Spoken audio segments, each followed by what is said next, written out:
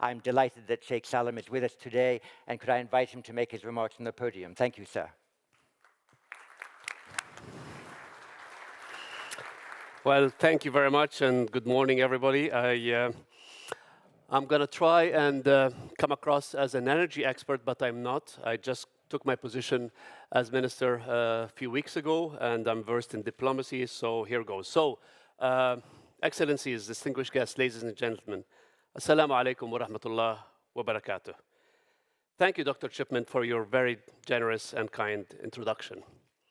At the outset, I would like to express my gratitude to the Kingdom of Bahrain and the International Institute for Strategic Studies, of course, for hosting this important annual dialogue on the challenges confronting our region.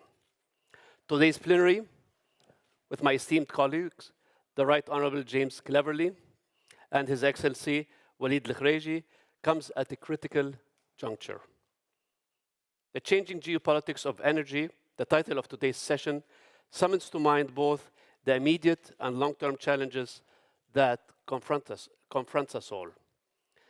The intensifying war in Ukraine, tensions and flashpoints in Asia, stalled negotiations in Vienna, deteriorating conditions in Afghanistan, a tenuous security situation in Yemen, Libya, Iraq, and across many parts of our region. That's a very worrying picture. Distinguished guests, the state of Kuwait is nestled in the very heart of a vital, resource-rich region that has seen its share of instability. In this turbulent region and beyond, the state of Kuwait has long played its role in safeguarding regional and global political and energy stability. We have borne witness to the interconnectivity of markets and the collective nature of security. Ripples in Crimea lead to tsunamis in Cambridge and Massachusetts.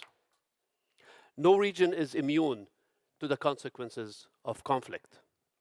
And energy prices, unfortunately, march forward to the beat of war drums. It is precisely for this region that de-escalation and dialogue are vital. And in this regard, the recent US-China summit is a very positive and welcome development for global stability. It is then incumbent on us to foster further dialogue that serves to abate the challenges we face together. The state of Kuwait will continue to play its role in resolving crises through peaceful means. In addition to the geopolitical events, we need to also consider two fundamental factors that exasperate the energy security outlook. First, a looming recession. The writing has been on the wall. Our experts and yours share similar assessments, which is what prompted collective action by all producing nations to prepare ourselves for this recession, and also to prepare investors and consuming nations for what the markets will bear in 2023. Decisions of this nature are not political. They are existential. And secondly, aggravated energy supply chains.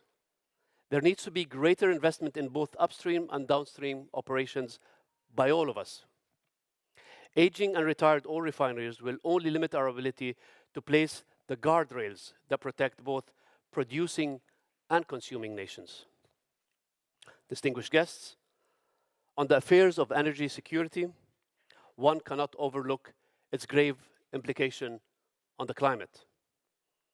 I quote one of the leaders who has long championed this cause, and I quote, "Climate change poses an even greater existential threat to the extent that we have to put ourselves on what might be called a warlike footing," end of quote. That was a quote by His Majesty King Charles III. There should be no doubt about this. Climate change is a cross-border, intergenerational threat.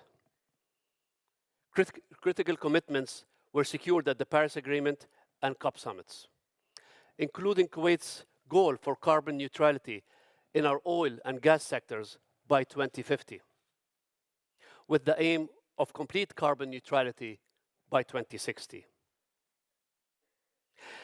As recently pledged at COP27 in Cairo, we will adhere and stick to our commitments very, very seriously. Distinguished guests, here we meet at the nexus of climate change, security, and prosperity.